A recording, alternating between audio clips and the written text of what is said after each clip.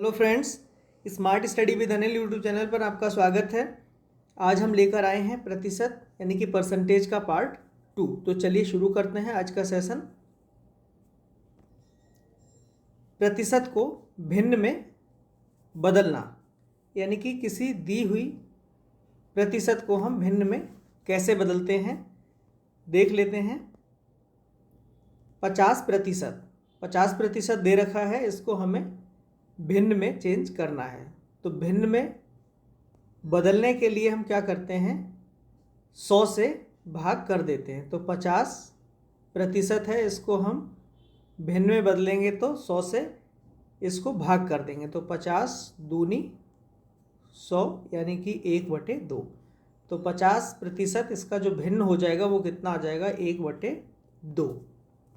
Next देख लेते हैं 80%। तो 80% है, इसको अगर हम भिन्न में बदलें तो 80, तो प्रतिशत का साइन हटाने के लिए हमें 100 से डिवाइड करना पड़ेगा। तो ये कितना आ जाएगा, 0 से 0, 4 दूनी 8 और 2 पंजे 10, 4/5। तो 80% इसका जो भिन्न में मान आएगा वो कितना आ जाएगा, 4/5 आ जाएगा। अगला देखते हैं 25%। तो 25% का साइन हटाएंगे नीचे, 100 से भाग करेंगे, 25 चौका 100, 1/4। अगला देखते हैं 20%। तो 20% को अगर हम भिन्न में चेंज करें तो 100 से भाग करेंगे, 20 पंजे 100, तो इसका मान कितना आ जाएगा, 1/5। 10% के लिए क्या करेंगे हम, 10 इसको हम 100 से भाग कर देंगे तो हमारे पास कितना निकल के आ जाएगा, ये आ जाएगा 1/10। इसके बाद बात कर लेते हैं 75%। तो इसको भिन्न में चेंज करने के लिए 75, 100, तो इसको कैंसिल आउट कर लेते हैं। 25 तियाँ 75, 25 चौका 100, तो ये आ जाएगा 3/4। अगला है 62 सही 1/2%। तो इसको चेंज करेंगे हम भिन्न में। तो 62 दूनी कितना होता है, 124, और 1 उसमें ऐड करेंगे तो ये हो जाएगा 125/2%। हम 62% को ऐसा लिख सकते हैं, 125/2। का साइन हटाने के लिए हमें यहाँ पर 100 से क्या करना पड़ेगा, भाग करना पड़ेगा। तो ये हमारा भिन्न में चेंज हो जाएगा। तो 25 पंजे 125, 25 चौका 100, तो ये वैल्यू कितनी आ जाएगी इसकी, ऊपर कितना 5 और नीचे 4 दूनी 8। तो 5/8 है, ये 62.5% का क्या है, भिन्न का मान है। तो 5/8 को हम कह सकते हैं 62.5%। आगे बढ़ते हैं। अब हम बात करेंगे किसी दी हुई भिन्न को प्रतिशत में कैसे चेंज करना है। अब प्रतिशत में बदलने के लिए हम क्या करेंगे, उसमें हम 100 से क्या कर देंगे, गुणा कर देंगे। अभी हमारे पास प्रतिशत दिया हुआ था, उसको भिन्न में बदलने के लिए 100 से क्या कर रहे थे, भाग कर रहे थे। लेकिन वहीं अगर हमें भिन्न दे रखी है तो उसको प्रतिशत में चेंज करना हो तो क्या करेंगे, 100 से गुणा कर देंगे। तो 1/11 है, प्रतिशत में चेंज करना है तो 100 से गुणा कर देंगे तो ये कितना आ जाएगा, 100/11 आ जाएगा। इसको हम कैलकुलेट कर दें अगर, तो 11 नेम कितना, 99, 1 बचा 1/11। तो इसकी जो वैल्यू आ जाएगी वो आ जाएगी 9 सही 1/11%। तो 1/11 का जो मान होता है प्रतिशत में कितना होता है, 9 सही 1/11। 2/3 इसको देख लेते हैं। इसमें 100 से क्या करेंगे, मल्टीप्लाई, तो ये हमारे पास कितना आ जाएगा, 200/3 आ जाएगा। इसकी अगर हम कैलकुलेशन करें तो ये आ जाएगा हमारे पास 66 सही 2/3%। अगला देख लेते हैं 3/4। 100 से अगर हम मल्टीप्लाई कर दें तो 4, ये 25 से कैंसिल आउट हो जाएगा, 25 चौका 100, तो ऊपर 3 की 25 से गुणा करेंगे तो 25 तियाँ 75। तो 3/4 जो है वो कितना हो जाएगा 75%। अगला है 5/8। तो 5/8 इसको हमें प्रतिशत में चेंज करना है। 100 से क्या कर देंगे, गुणा कर देंगे। तो ये कितना हो जाएगा, 2 चौक 8 और 4 25। तो ये हो जाएगा 25, 25 पंजे 125 और बटे 2 हो रहा है। तो ये निकल के आ जाएगा हमारा 62 सही 1/2%। अभी हमने इसको देखा था कि हमारा जो 5/11 होता है ये कितना होता है, 62 सही 1/2% होता है। अब हम बात कर लेते हैं 1/8। तो 1/8 इंटू 100, 2 चौक 4 25। तो ये आ जाएगा 25/2 यानी कि 12.5। 1/8 है, इसकी वैल्यू कितनी होती है 12.5%। अगला है 1/6 दे रखा है, हमें प्रतिशत में चेंज करना है। तो 3 दूनी 2 50। तो ये आ जाएगा 50/3। या हम इसकी बात करें 50/3, 3 से हम कैंसिल कर लेंगे तो कितना आ जाएगा, ये 3 एकम 3, ये बचेगा 2, 20 हो गया, 3 छक 18, 16 सही 2/3%। तो 16 सही 2/3% किसकी वैल्यू होती है, ये होती है 1/6। तो 1/6 बराबर होता है 16 सही 2/3%। नेक्स्ट प्रश्न है, अब हम यहाँ पे बात करेंगे कि जो 1000 है इसका 30% कितना होगा। तो का इसके लिए हम क्या करेंगे, यहाँ पर हम गुणा का चिन्ह लगा देते हैं। का साइन जो है इसको हटा के गुणा। तो 1000 का हमें 30% निकालना है। तो 1000 गुणा कितना 30%। अब प्रतिशत का साइन हटाएंगे तो अभी हम क्या कर रहे थे, 100 से भाग कर रहे थे। 2 जीरो से 2 जीरो कैंसिल हो जाएगा। तो इसकी गुणा अगर हम कर दें 10 की 30 में तो ये कितना आ जाएगा 300। तो 1000 का जो 30% होगा वो कितना आ जाएगा 300। अब दे रखा है कि 500 का 25%, का 50%, का 8%। तो यहाँ पर जो का दे रखा है इसको हम हटाते जाएंगे और इसकी जगह पे मल्टीप्लाई का साइन लगा देंगे। और जहाँ प्रतिशत दे रखा है उसको हटाने के लिए हम 100 से भाग करते जाएंगे। तो इसको हम कैसे लिखेंगे, 500 का 25% यानी कि 500 गुणा 25% दे रखा है। तो ये 100 गुणा 50% दे रखा है। तो 50 बटे कितना 100, 8% है तो 8 बटे कितना 100। तो इसको हम कैंसिल आउट कर लेते हैं। 25 से काटेंगे तो 25 चौका 100, 50 दूनी कितना 100, 4 और 2 ये 8 मिल जाएगा, हो जाएगा 4 दूनी 8 और ये 8 से 8 कैंसिल हो जाएगा और ये 2 जीरो ये कैंसिल आउट हो जाएंगे। तो कितना हमारे पास बचेगा, हमारे पास जो आंसर आ जाएगा ये कितना आ जाएगा 5 आ जाएगा। आगे बढ़ते हैं। अब कह रहा है कि 25 पैसे जो हैं वो 1 रुपये का कितना प्रतिशत होता है। तो 1 रुपये का कितना प्रतिशत होता है, क्या 25 पैसे।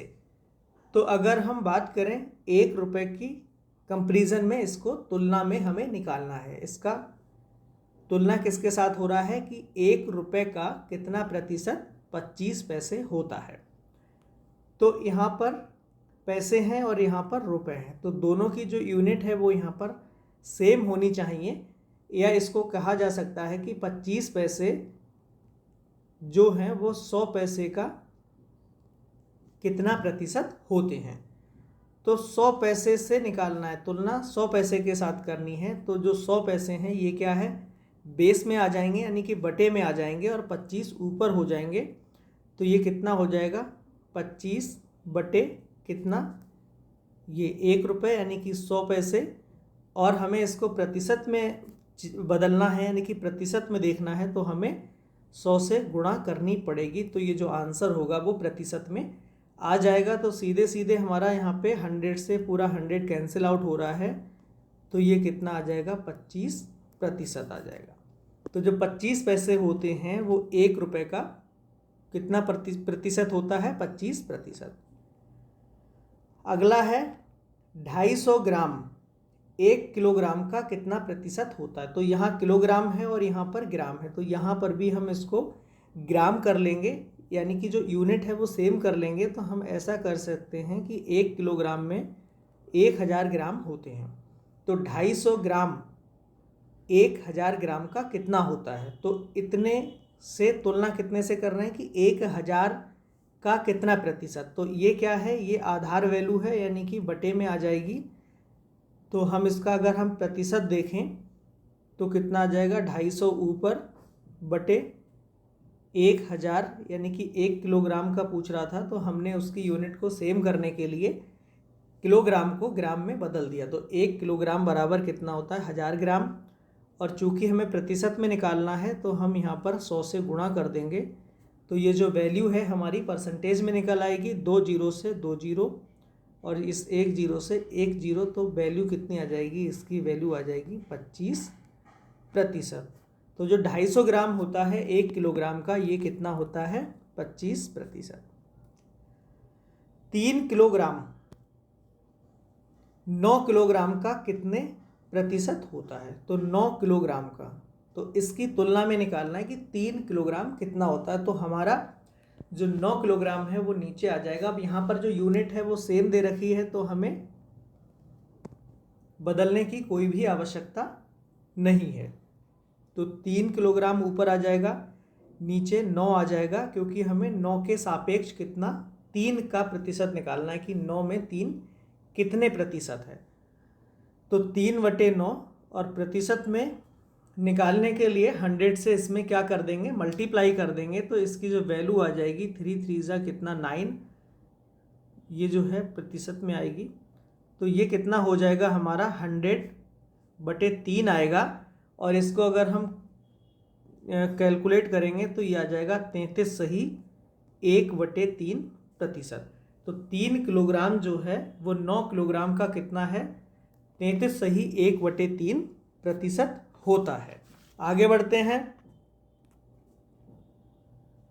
ए की आय बी की आय से 25% कितना अधिक है, यानी कि ए की जो आय है वो बी की आय से 25% अधिक है, तो बी की जो आय है वो ए की आय से कितने प्रतिशत कम है, हमें बताना है।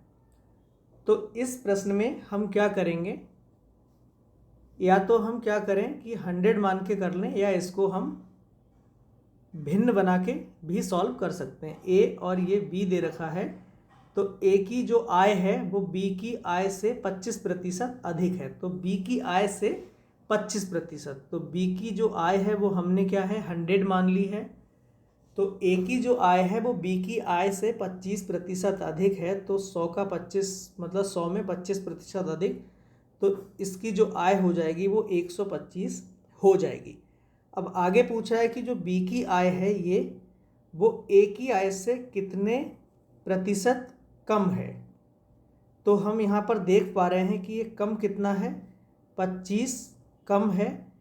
किसके सापेक्ष निकालनी है, ए की आय से कितने प्रतिशत कम है बी की आय। तो हमारी जो ए की आय है ये क्या आ जाएगी, बटे में आ जाएगी 125। तो बी की आय कितने कम है, हमें पता चल गया कि उसकी जो आय है बी की आय वो ए से 25 कम है। किसके सापेक्ष, 125 से। तो हमें इसमें प्रतिशत में निकालना है कि 25 तो कम है, लेकिन अब वो प्रतिशत में कितना कम है। तो जो 25 है वो 125 से कम है, तो हम यहाँ पर 100 से मल्टीप्लाई कर देंगे। तो ये हमारा क्या पता चल जाएगा कि जो बी की आय है वो ए से कितने प्रतिशत कम है। तो 25 पंजे 125 और 5 से इसको कैंसिल करेंगे तो ये आ जाएगी 20%। तो इसका जो आंसर आ जाएगा, बी की जो आय है ये ए की आय से 20% कम है। या हम इसको दूसरे मेथड से अगर हम सॉल्व करें, हमें पता है कि जो 25% होता है ये किसके बराबर होता है, फ्रैक्शन में 1/4 होता है। 25 डिवाइड इसको 100 से करेंगे तो 25 चौका 100 यानी कि 1/4। तो इसका मतलब क्या हो गया कि जो 25% है वो 1/4 होता है, यानी कि 4 में 1 जो होता है वो कितना होता है। अगर हम 4 में एक वैल्यू देखें, 4 में से 1 को देखें तो 1 जो है वो 4 का कितना है 25%। तो हमें क्या देखना है यहाँ पर, ए की जो आय है बी की आय से 25% अधिक है। तो ये जो 25% आया यानी कि ये जो एक वैल्यू आई ये क्या है, ये हमारी यूनिट में आई है, ये यूनिट में हम कंसीडर करते हैं इसको। तो 25% अधिक है तो यानी कि 1 यूनिट अधिक है किससे, बी से। तो बी की जो है बी से तुलना की जा रही, तो ये जो आधार में जो वैल्यू होती है वो किसकी, बी की हो जाएगी। तो जो बी की आय है वो हमारे पास कितनी है, 4 यूनिट हो जाएगी। यानी कि जो बी की यूनिट है अगर हम ए और बी मान लें तो यहाँ से जो आधार की वैल्यू है ये 4 हो जाएगी। तो ए की आय बी की आय से 25% अधिक है। तो 25% मतलब 1 आया और 1 जो है उसमें अधिक है। तो अगर हमारी बी की 4 है तो ए की कितनी हो जाएगी, 5 यूनिट हो जाएगी। तो फिर आगे पूछ रहा है कि बी की जो आय है ये ए की आय से कितने प्रतिशत कम है। तो सबसे पहले हम देखेंगे कितनी कम है, कम कितनी है, 1 यूनिट जो है वो कम है।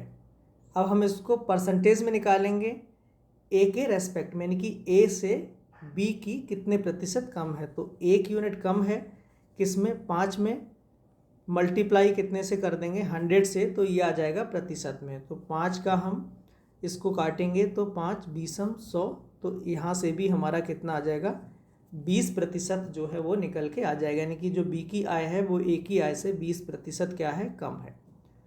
आगे बढ़ते हैं, ए की आय बी की आय से 20% कम है। तो बी की आय ए की आय से कितने प्रतिशत अधिक है। यहाँ पर अभी कितना था, ऊपर था 25% अधिक है, अब यहाँ पर 20% क्या है, कम है। तो 20% की अगर हम फ्रैक्शन में वैल्यू देखें तो 20 डिवाइड करेंगे 100 से, तो 20 कितना, 500, तो 1/5। तो अब यहाँ पर बी की आय से, तो ये जो यूनिट वैल्यू होगी ये क्या होगी, बी की वैल्यू होगी। तो यहाँ पर ए की जो आय है वो बी की आय से 20% कम है। तो 20% कम है, 20% की वैल्यू कितनी होती है, 1/5 होती है। यानी कि 5 में 1 अगर हम देखें तो 5 का जो 1 है वो 20% होता है। तो यहाँ पर चूंकि ये कम कह रहा है तो ये हम माइनस में ले लेंगे ऊपर की जो यूनिट है। तो ये कितना, 20% कम है किसकी, ए की आय, किसकी तुलना में, बी की आय से। तो ये हो जाएगी बी की आय। तो बी और ए यहाँ पर हम अगर मान लें तो क्या हो जाएगा, यहाँ पर बी की आय कितनी है, 5 यूनिट। तो ए की आय बी की आय से 20% कम है, यानी कि 1 यूनिट कम ले लें तो ये कितना आ जाएगा, 5 में से अगर हम 1 कम कर दें तो ये कितनी बचेगी, 4 यूनिट बचेगी। तो यहाँ से क्लियर हो रहा है कि ए की जो आय है वो बी की आय से 20% कम है। तो 20% की जो वैल्यू होती है फ्रैक्शन में वो 1/5 होती है। तो वो 20% कम बता रहा है तो हम माइनस कर देंगे, तो -1 यूनिट। तो ये किसकी तुलना में कह रहा है यहाँ पे, बी की आय से। तो बी की जो वैल्यू है वो बेस में हो जाएगी। तो बी का अगर हम 5 यूनिट ले लें तो ए का हमारा कितना यूनिट हो जाएगा, 4 यूनिट हो जाएगा। तो आगे अब क्या निकलवा रहा है कि बी की जो आय है ये ए की आय से कितने प्रतिशत अधिक है। तो इसमें सबसे पहले देख लो कि कितने यूनिट अधिक है। हमें पता चल गया कि 1 यूनिट अधिक है किससे, ए से। तो अब इसको हमें प्रतिशत में कन्वर्ट करना है। तो कैसे करेंगे कि 1 यूनिट ज़्यादा है 4 यूनिट की तुलना में, और मल्टीप्लाई कितने से, 100 से। तो इसको कैंसिल आउट करेंगे तो ये वैल्यू जो आ जाएगी वो कितनी आ जाएगी, 25 चौका 100। तो ये आ जाएगी 25%। आगे बढ़ते हैं, यदि चीनी के मूल्य में 20% की वृद्धि हो जाए तो उसकी खपत में कितने प्रतिशत की कमी करनी चाहिए कि उसका जो खर्च है वो क्या रहे, सेम रहे, अपरिवर्तित रहे। तो सबसे पहले हम प्रतिशत को भिन्न में चेंज करेंगे। हमारा 20% है, भिन्न में कितना आ जाएगा, 100 से डिवाइड करेंगे तो 20 पंजे 100 यानी कि 1/5 आ जाएगा। अगर हम यहाँ पर देखें कि जो 20% है यानी कि 5 यूनिट का कोई भी एक यूनिट कितना होता है, 20% होता है। तो 20% की वृद्धि हो रही है, यहाँ पर वृद्धि हो रही मतलब हम एक यूनिट का क्या करेंगे, इंक्रीमेंट कर देंगे, यहाँ पे इंक्रीज कर देंगे। तो चीनी के मूल्य में 20% की वृद्धि हो जाए तो अगर हम चीनी के जो प्राइस हैं वो ओल्ड देखें तो ओल्ड हमारा कितना रहेगा, 5 यूनिट रहेगा, और जो न्यू प्राइस है वो कितना हो जाएगा, 1 यूनिट बढ़ रहा है तो अब कितना आ जाएगा, 6 आ जाएगा। एक बार दोबारा से समझ लेते हैं कि यदि चीनी के मूल्य में 20% की वृद्धि हो जाए तो सबसे पहले हमने 20% का भिन्न निकाला, 1/5 होता है। अब 20% 1/5 यानी कि 5 में 1, अब वृद्धि हो रही है यानी कि एक जो यूनिट हमारी ऊपर होती है ये उसमें इंक्रीज हो रही है 20% की। तो हम अब जो नया हो जाएगा, तो पहले अगर आधार हमारा 5 था तो 1 की वृद्धि में कितना यूनिट हो जाएगा, 5 में हम इसमें ये जो 1 है ये ऐड करेंगे तो 6 हो जाएगा। यहाँ तक तो क्लियर हो रही बात। फिर आगे क्या बोल रहा है, तो पहले जो प्राइस थे वो 5 थे यूनिट और अब कितना हो गया, 6 यूनिट इसका प्राइस हो गया। तो आगे कह रहा है कि उसकी खपत में कितने प्रतिशत की कमी करनी चाहिए उसके लिए कि उसका खर्च जो है वो बिल्कुल सेम रहे। अब प्राइस 6 हो गए हैं, लेकिन अगर पूरी खपत करेगा, कोई खपत में कमी नहीं करेगा तो उसका जो खर्चा है वो बढ़ जाएगा। लेकिन प्रश्न में कह रहा है कि खपत कितनी कम कर दें, तो अब उसको 5 ही रुपये ख़त्म करने हैं, तभी उसका जो खर्च है वो क्या रहेगा, एज इट इज़ रहेगा, सेम रहेगा। तो कितने रुपए की कमी करनी पड़ेगी, अब कितना हो गया, उसका प्राइस 6 हो गया है तो उसको 1 रुपये की कटौती करनी पड़ेगी। तो यहाँ पे अगर 1 रुपये उसको कम कर देगा तो उसका जो खर्च है तो अब कितने, 5 रुपये ही उसके खर्च होंगे। तो 1 रुपये किस में कम करेगा, वो 6 रुपये में करेगा, क्योंकि अब जो न्यू प्राइस है वो उसका चीनी का 6 यूनिट हो गया है। तो हमें अब उसकी खपत में कितने प्रतिशत की वो कमी करे, तो कमी कितने की करनी होगी, 1 की कितने यूनिट में, 6 में से, और 100 से हम इसको मल्टीप्लाई कर देंगे तो हमारा ये प्रतिशत में आ जाएगा। तो कितना आ जाएगा, 1/6 इंटू 100। तो इसको अगर हम कैलकुलेट करेंगे तो जो इसकी वैल्यू निकल के आएगी ये निकल के आ जाएगी 16 सही 2/3%। 16 सही 2/3%। हम इसको कैंसिल कर लेंगे, 3 दूनी 6, 2 50 यानी कि 50/3। इसके लिए हम क्या लिख सकते हैं, 16 सही 2/3%, यानी 16 3 48 और 2 50, 50/3 को 16 सही 2/3%। आगे बढ़ते हैं। एक आयत की दोनों विमाओं को 20% की वृद्धि कर दी जाए तो उसका जो क्षेत्रफल है वो क्या प्रभाव उस पर पड़ेगा। कोई भी आयत होता है तो उसमें ये क्या होती है, एक भुजा अगर लंबाई हो तो दूसरी चौड़ाई। तो इसमें क्या बोल रहा है ये कि दोनों भुजाओं में या विमाओं में 20% की वृद्धि हो जाए तो अब इसका जो क्षेत्रफल है वो क्या होगा। तो हम इसको फ्रैक्शन मेथड से करेंगे। हमारे पास है 20%, इसकी वैल्यू कितनी होती है, 1/5। अगर हम किसी भी आयत का क्षेत्रफल देखें तो वो क्या होता है, लंबाई गुणा चौड़ाई, ये क्या निकल के आता है, क्षेत्रफल निकल के आता है। तो 20% हमारे पास क्या है, 1/5। अब ये बोल के आ रहा है कि आयत की दोनों विमाओं या भुजाओं में 20% की वृद्धि कर दी जाए, यानी कि 20 का मतलब क्या है, वृद्धि का, यानी कि 1 यूनिट का उसमें क्या कर रहा है, ये वृद्धि कर रहा है।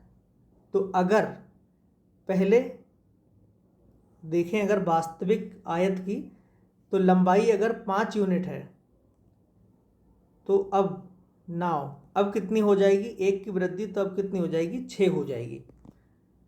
अब दूसरे यानी कि लंबाई में भी 20% की और चौड़ाई के केस में भी ये 20% की क्या है, वृद्धि कर रहा है। तो यहाँ पर भी चौड़ाई अगर 5 यूनिट है तो फिर इसकी जो चौड़ाई है नई कितनी हो जाएगी, 6 यूनिट हो जाएगी। तो इसकी अगर हम गुणा करें तो ये 25 आ जाएगा स्क्वायर यूनिट, और ये जो है कितना आ जाएगा, 6 छंग 36 स्क्वायर यूनिट।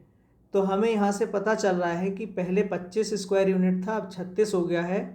तो यहाँ पर क्या प्रभाव पड़ रहा है, क्षेत्रफल में क्या हो रहा है, वृद्धि हो रही है। बट कितने प्रतिशत हो रही है ये निकालने के लिए हम क्या करेंगे, इनका डिफरेंस देखेंगे। 25 से कितना हो रहा है, 25 से ये हो रहा है 36, तो इसमें 11%, 11 यूनिट जो है वो क्या है, ये बढ़ रहा है। किससे बढ़ रहा है, 25 से 36 हो रहा है तो 11 बढ़ रहा है। आधार में क्या आ जाएगा, 25 आ जाएगा, क्योंकि 25 से 36 हुआ है। तो 25 से 36 होने में 11 यूनिट तो बढ़ा है, लेकिन प्रतिशत में कितना बढ़ा है, तो हमें उसको आधार में लेना पड़ेगा। कितना बढ़ा है, 11 यूनिट, तो 11 ऊपर आ जाएगा, 25 नीचे आ जाएगा, और मल्टीप्लाई हम 100 से कर देंगे तो 25 चौका 100, और ये 11 की 4 से मल्टीप्लाई हो जाएगी तो 11 चौक 44%। तो अब जो आयत होगा उसके क्षेत्रफल में 44% की वृद्धि हो जाएगी।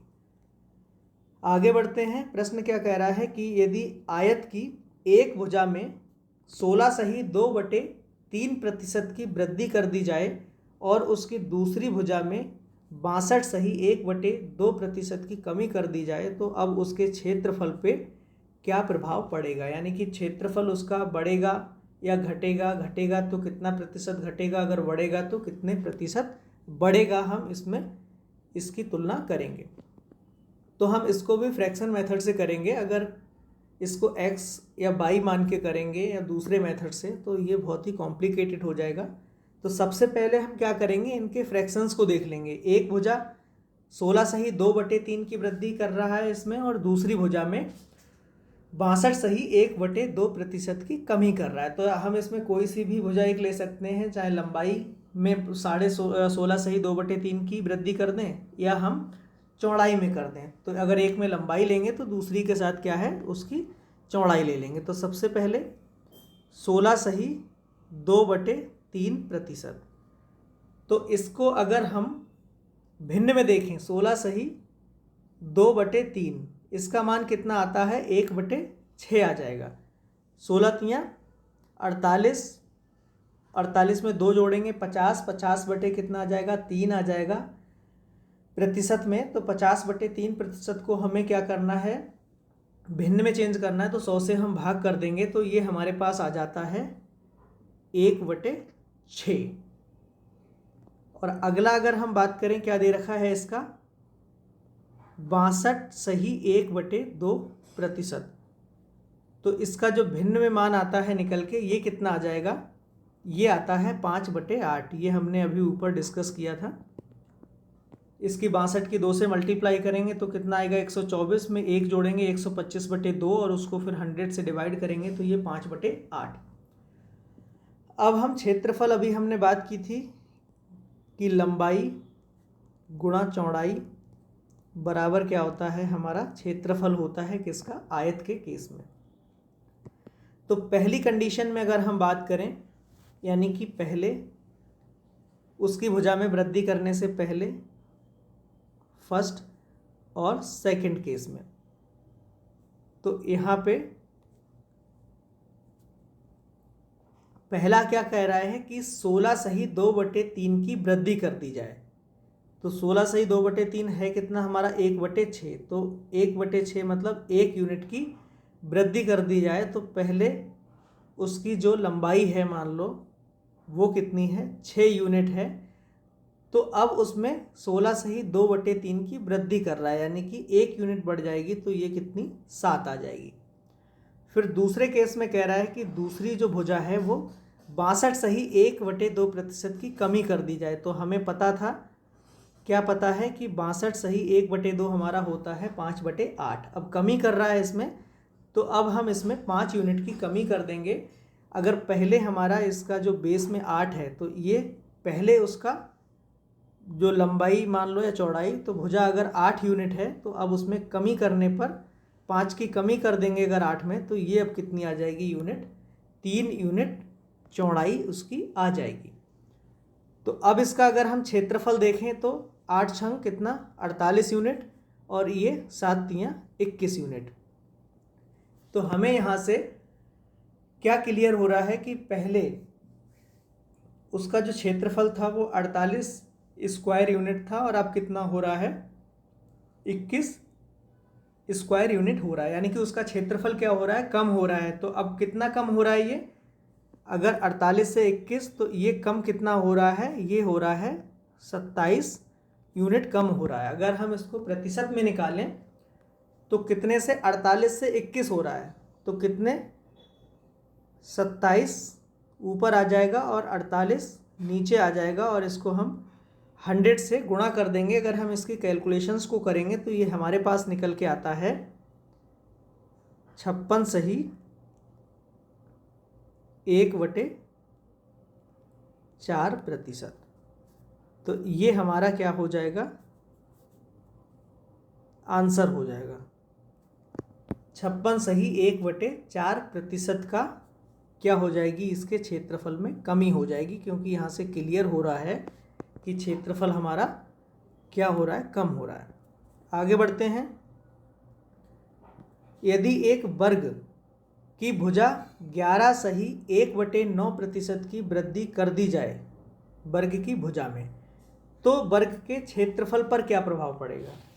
तो हम सबसे पहले इसका हम फ्रैक्शन निकाल लेंगे। 11 सही 1/9%, तो ये कितना आ जाएगा 11 ने 99 और 100 100/9 और उसको फ्रैक्शन में करेंगे 100 से डिवाइड कर देंगे तो ये आ जाएगा हमारे पास 1/9।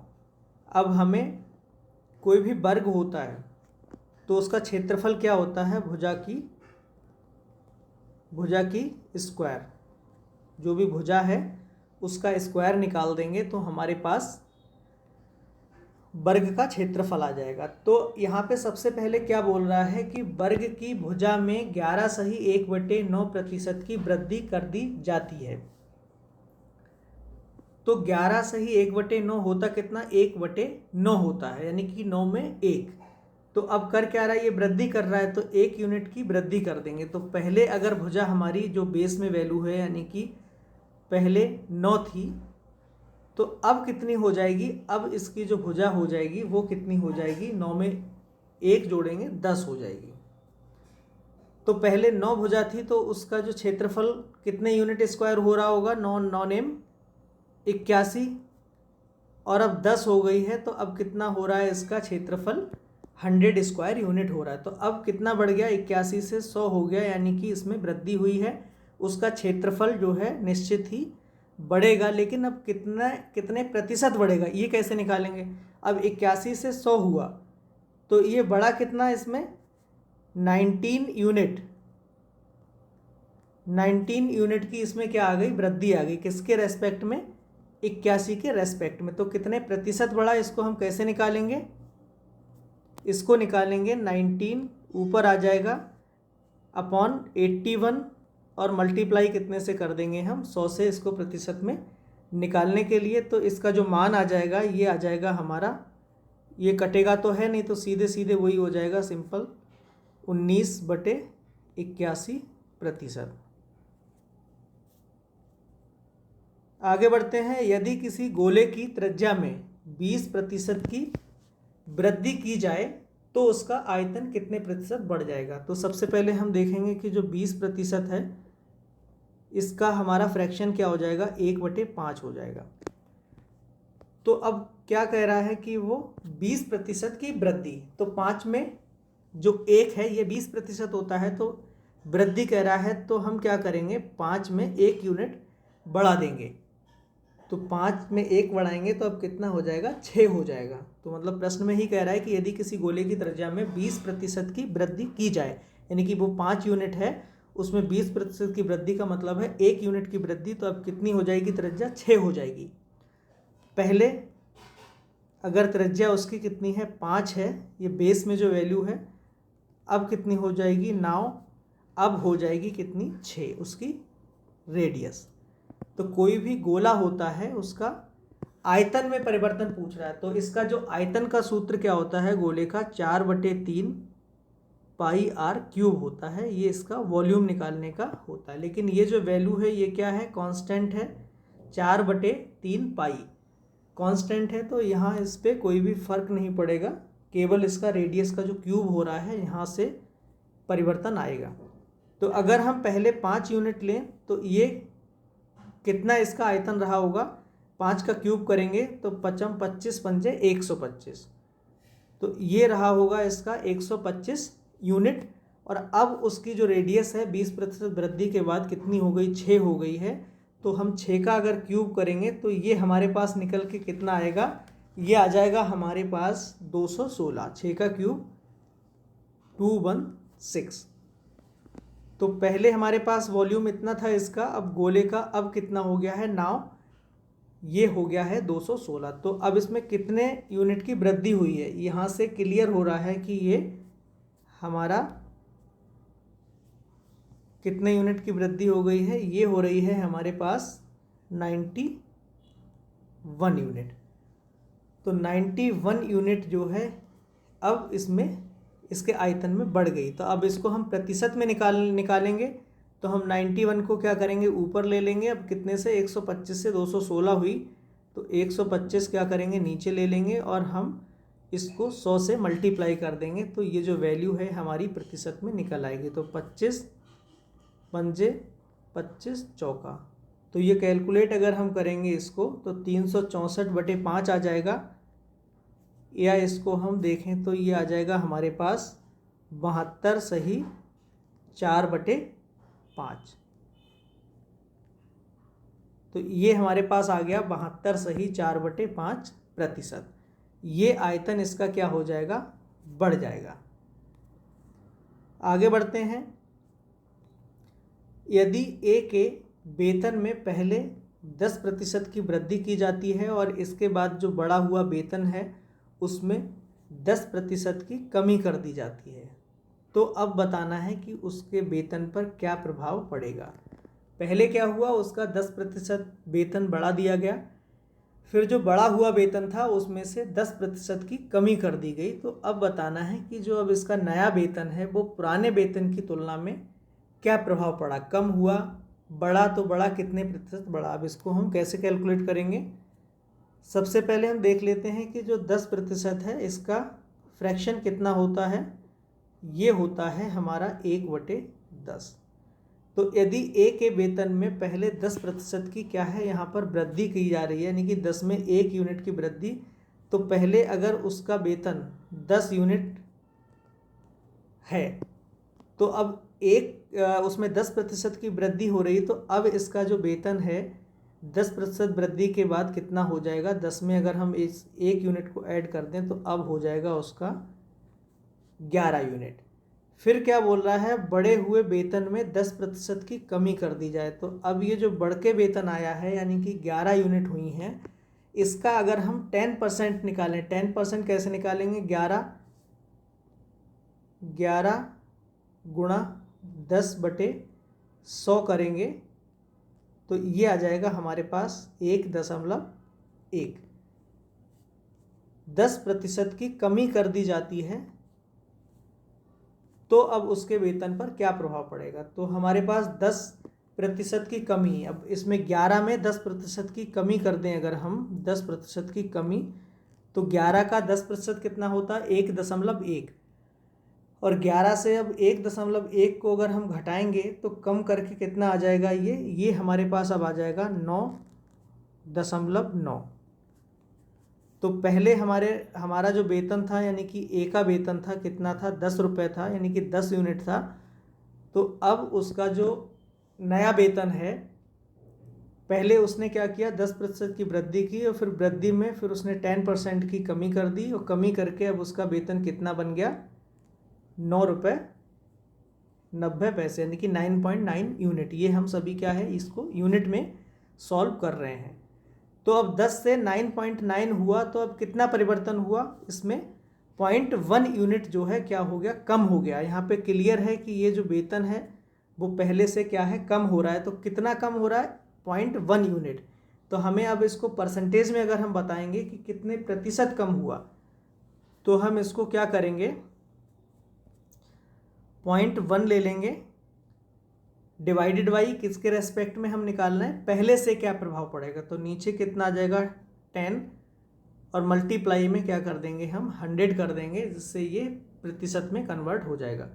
ये जो पॉइंट है इसको काटेंगे तो ये नीचे एक ज़ीरो बढ़ जाएगा, 100 से 100 कटेगा, ऊपर कितना 1 है, यानी कि 1% हमारा आ जाएगा। और ये क्या होगा, यहाँ से क्या पता चल रहा है कि हमारा कम हो रहा है उसका जो वेतन है 1%, तो उसके वेतन यानी कि सैलरी में पहले की तुलना में 1% की क्या आ जाएगी, कमी आ जाएगी। तो आज के लिए बस इतना ही, धन्यवाद।